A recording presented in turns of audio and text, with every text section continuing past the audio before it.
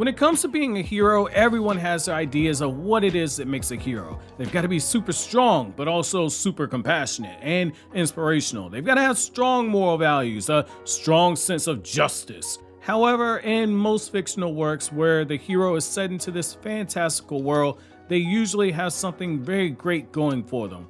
Superman is, well, Superman. He's basically a Gary Stu. Spider-Man has this enhanced strength in his spider sense.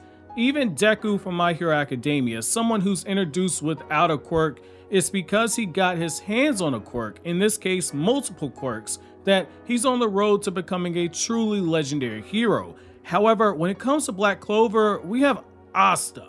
Now, that's not to say it's a negative, it's just that, well, Asta is a lot different than all these other characters. Maybe Deku's somebody who you could look at and say they're somewhat similar, but even then, they're totally different. Asta was born into a world where status and magic means absolutely everything, especially magic. Those who have magic can become magic knights, but those with very little magic, or in some cases, no magic at all, well, their lives, they aren't as great as their counterparts. That brings us to Asta, the boy who aspires to become the Wizard King despite not being born with any magic whatsoever. It's what makes Asta's journey as a hero so fascinating for me to follow. By all logical reasons, him existing in a world where magic is so crucial, especially to achieving the lofty goal that he has for himself is to be a hero who one day becomes the Wizard King. Asta not having any magic whatsoever and still wanting to become the Wizard King makes absolutely no sense. It should be something that is entirely impossible. However, the beauty of what makes Asta so special is the fact that his power is anti-magic. The boy who vowed to make the impossible dream a reality has the power that negates the very thing that drives this world forward, which is magic. It's one of the many things I found very fascinating about this character, because what we're seeing right here is beautiful irony at work. In a world where magic and status mean everything, a poor commoner from the backwood with no magic whatsoever possesses a sword that cuts through magic, and he's using that power to walk down the path of becoming the next Wizard King. As a writer, you want a character who's a good chaos agent, someone who shakes up the plot simply by existing. And Asta does this with Black Clover in so many ways. First, when we get introduced to him, he doesn't have a single drop of magic to use, but in order to compensate for it, Asta built his tiny body into a walking powerhouse in terms of physical strength. Asta was someone with a dream, and instead of feeling sorry for himself when he's constantly reminded by life that his dream is impossible, something that a lot of people in the real world fall victim to, he was worried less about what he couldn't change, which is not having magic, and instead he focused solely on building up his physical body. That laser-like focus and intent is something that is magical in of itself, because not everyone can remain that dedicated for that long, solely improving their physical body, all while keeping their own spirits high. It was due to that hard work and diligence, building up a body that could unleash godly levels of physical strength. It's due to all of that Asta was able to embrace his destiny, which is becoming the wielder of the anti-magic sword. That sword that Asta uses has been confirmed to be extremely heavy, yet Asta wields it like a champ. First, using it ironically to protect Yuno, someone who is not only his rival to be Wizard King, but in the eyes of so many people, they see Yuno as a future Wizard King candidate. He's a walking embodiment of what it means to be a chaos disruptor, anti-magic, something that shouldn't exist in a world like this. He's embracing it as his own. At the Magic Knight entrance exams, Asta couldn't impress any of the captains there with this magical ability because, well, he had none of it at all. He couldn't even ride a broom, but Yami Sukahiro took a chance on him nonetheless. That strong tenacity, that strong will, and even stronger determination is what led to him joining the Black Bulls. The beauty in this is something that sometimes can be very easy to overlook. Asta started out in this world 10 steps behind everybody, solely because he didn't have any magic at all, yet he still found a way to overcome it and join a Magic Knight squad. He aspired to become the Wizard King despite not having any magic at all, but he seemingly found ways to overcome that hurdle as well, even though he's not claimed that mantle yet. Now, being placed on the Black Bulls, he's been forced to start 100 steps behind all the other Magic Knights, and that's not an exaggeration either. In a world where status means so much, Being a Magic Knight is a really great title to have. However, being a Magic Knight and belonging to the Black Bulls, now that's not something to brag about.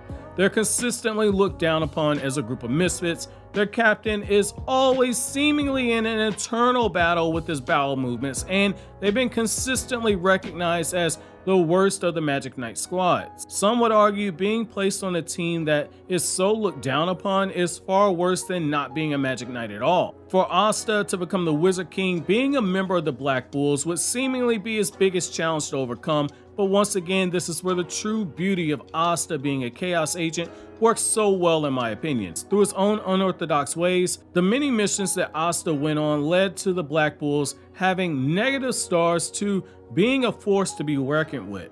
Not only that, but by traveling on the missions with the squad mates and training alongside them, this squad of misfits quickly began to level up. A perfect example of this would be with the character of Vanessa, someone who upon first glance just seems like a character who exists for fan service. She lounges around in her bra and panties and she's constantly drunk, but by the time that she's been introduced to Asta, since then she's not only gotten more powerful, but she's also awakened a power that makes her one of the most broken characters in the series in my opinion. To a certain extent, we can see Asta's influence on the Black Bulls and we can chart out their growth and we can point to specific moments to say that this is why Asta is responsible for their growth in some way, shape, form, or fashion.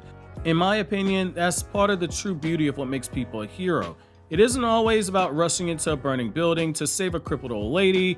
It isn't always about defeating the evil devil that terrorizes the land, though in the case of Asta technically did do something like that. The true worth of a hero is measured by the impact that they have on others.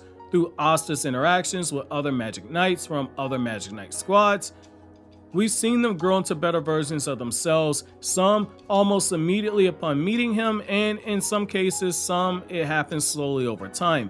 A perfect example of Asta's impact on a character would be how Asta impacted Noelle, who couldn't use any of her magic in terms of being able to control it when Asta first met her, but through his support in the countless battles that he fought alongside her, and the numerous times he placed his trust, and at times his very life in her hands, Noelle has grown into one of the most powerful Magic Knights who's ever existed.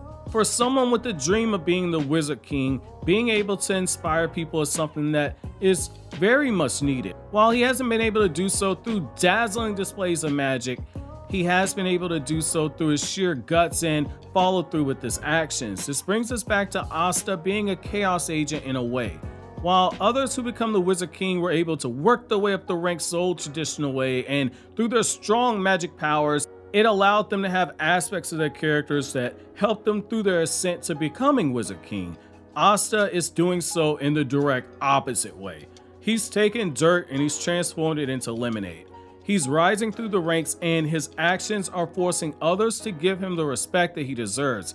It forced some to question one of the core principles of this world. Is magic the end-all be-all when it comes to judging people? If your answer to that question is yes, chances are by the time you get done meeting Asta, you might be questioning that very same thing if you've been around him for a long time. While we don't get to see the immediate change of commoners being viewed in a different way by nobles and royalty, what we do see is in this next generations of noble and royalty, Asta has worked himself into a favorable light when it comes to key members from certain houses. To a certain extent, it can be argued that the king of the Clover Kingdom feels threatened by Asta for this reason. Yuno is one thing. He's a commoner who has immense magic. It's an easy pill to swallow, especially when you look at the fact that Yuno is actually secretly royalty from another kingdom, but the fact remains that Yuno at the very least has magic. It's easier to wrap your head around the idea that Yuno at the very least might become the Wizard King. Asta, on the other hand, goes directly against everything that being a hero and being the Wizard King hopeful should ever actually be. He's both a commoner and someone who can't use magic, and even worse, the one power that he has is anti-magic. Asta represents change to people who've become so accustomed to the world in the way that it currently is. No longer does status or magic have to be the sole thing that determines your worth. He's the embodiment of making the impossible possible. He's inspiring so many people even when he doesn't realize it, which is why recent events in the manga that happened after the anime ended are so important. Julius Novachrono, the current Wizard King, stepped out into the public to protect the kingdom during this current manga arc, and due to the limitations that are set onto him, Julius failed. The mighty Wizard King, a man blessed with mana, he failed. However, Asta, the commoner with no magic at all, he was the one who came out on top during that battle, and he did so at ease. The very same boy who many people in the kingdom wanted executed, believing him to be a devil, Asta protected the kingdom, which is both a sign of his chaos, changing this world around him, but also signaling that change is coming. Sometimes chaos isn't a bad thing. Too often we associate chaos with evil and with villains and nefarious actions. You mention the words chaos agent to somebody and they probably think about the Joker from Batman. However, in the case of Asta, he's proof that chaos isn't always a bad thing. He's shaking things up, and in a way, he's tearing down the system through his actions. That way, when he does become the Wizard King, he's able to build this world back better than it was before. And that's the true beauty of Asta, in my opinion. In a world where magic is everything and the well-respected heroes of this world wield magic, and they have a lot of it, he's a man who has no magic at all and is becoming the hero that this world didn't think that they needed, which in of itself is magical, which further makes the irony of Asta's character so enjoyable. However, that's gonna be it for my video today. Make sure to subscribe for more Black Clover content as well as other anime as well. Thank you so much for watching all the way to the end. Have an awesome day, guys.